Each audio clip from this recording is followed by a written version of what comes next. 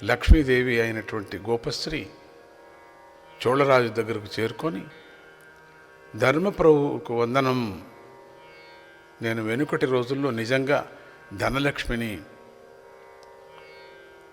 కాలం కలిసి రాక నాకు కొన్ని కారణాల వల్ల ఇలా అయిపోయాను నేను. రాజా, నాకు కొంచెం ధనం కావాలి. నా దగ్గర ఈ గోవు దూడ మిగిలి ఉన్నాయి, అన్నీ అమ్మేసుకున్నాను.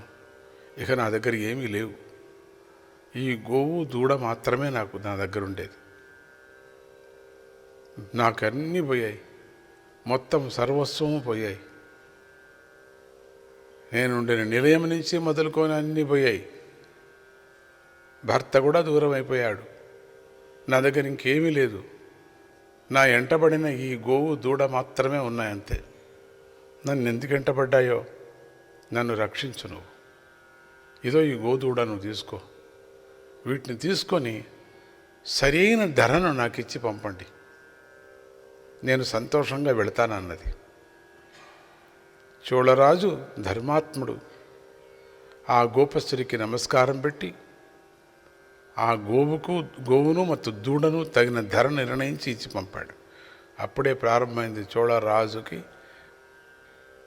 అమ్మవారికి డబ్బు ఇవ్వటం ప్రారంభమైపోయింది. అక్కడ హరి హరి హరి హరి అనరా, హరి పాదాలే శరణం మనరా, హరి పాదాలే శరణం మనరా, హరి హరి హరి హరి అనరా, హరి పాదాలే శరణం మనరా, హరి పాదాలే శరణం మనరా.